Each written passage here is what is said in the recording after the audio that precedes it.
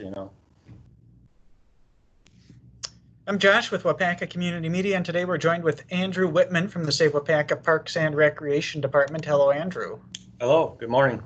And a lot of changes in your department as it relates to operations and COVID-19. You're moving forward with some safe reopening of certain facilities and programs. And the first thing let's touch on is the rec center has actually been open on a limited basis for the past couple weeks. But what is the latest on the rec center? Sure. So the rec center in phase 2, we had some limitations, and we actually decided to carry most of those over to phase 3 as it looks in phase 3. So we still have limitations on the number of people that can be in certain areas. The exercise room and the locker rooms and that is still closed down. And we do ask that people bring their own equipment. So we really haven't opened up our equipment room yet. As well. So other than that, some of the changes are that we strongly recommend that people wear masks in our main level, which is the upstairs is what we consider the main level for the rec center. And we are trying to move forward on a few programs, and you can check those out on ActiveNet. And we'll be following, there's a document that came out called the UW Health and Children's Hospital guidelines for youth sports. So we'll be following that as we move forward. So you can check all that out on our ActiveNet website as well. So that's really what's happening up in the main level. The senior center is a little bit different downstairs in our lower level. So in the senior center, the masks are required for that area, just based on, you know, making sure that we're keeping the community safe and keeping that population safe. They are starting some exercise classes. So once you get up to the exercise room, you can take that mask off when you're exercising, but we have people split up and make sure that they're social distancing up in that area. So a few other changes down there. They are starting some classes, but you have to pre-register for those classes. So if you're interested in that or the toenail clinic or using a computer, just call the senior center at 258-4437 and you can sign up for any of that. What you can't do down there is just come in and mingle around and hang out, and, you know, pool isn't available, cards aren't available, but we're trying to start to slowly reopen that as well.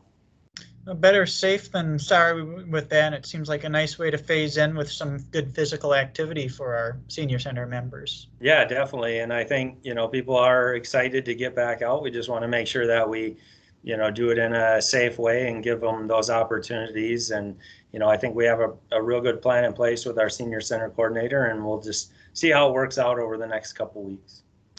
If we move over to the parks are pretty much fully open, but one of the things that just started are park shelter reservations. And I know one of the things your department has put in place is some limitations on maybe the total number of people at an event in one of your parks or in a facility. Tell us about that.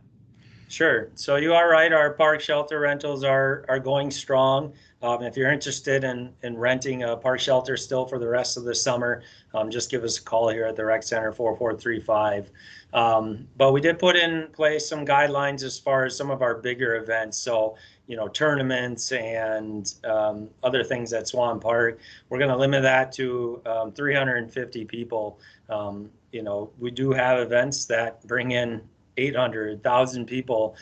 So we need to make sure we're just, you know, trying to slowly phase back in with that as well. So if you do come to us with an event that would bring in 500 people to community, we probably won't approve that at this time moving forward. So we'll keep reevaluating that as things change and the summer continues. But for now, that's what we're looking at as far as a number on those events. And something non-COVID related, once and for all, is your lake management plan. So you've got an active group that helps to keep the lakes here in the city of Waupaca clean and healthy, and they try to get rid of a lot of the invasive species. And part of that is a presentation that's available right now. Tell us about that.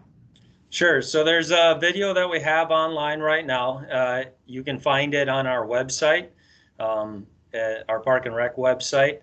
And if you watch that, there's some directions at the end, and we can actually get in-kind donation times towards that grant. So the lake management plan, what we're trying to do there is, you did mention aquatic invasive species, and we do have some in our lakes, Mirror and Shadow.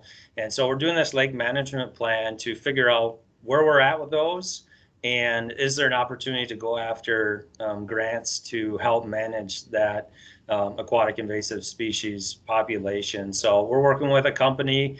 It's a long process. It won't be finalized until next summer, but this is the first part of that process, is kind of making a presentation that explains why we're doing it, what we're doing, and how the process will go throughout the rest of the summer and into next summer with that company. So take a look at it. If you have any questions, feel free to reach out to me. But definitely, if you do watch it, follow those directions at the end. Let me know, and we'll save some money as far as the grant is concerned from the DNR. So we received a grant from the DNR to do that. So take a look at that. It's on our website. You can find it on our Facebook as well. And definitely let me know if you have questions.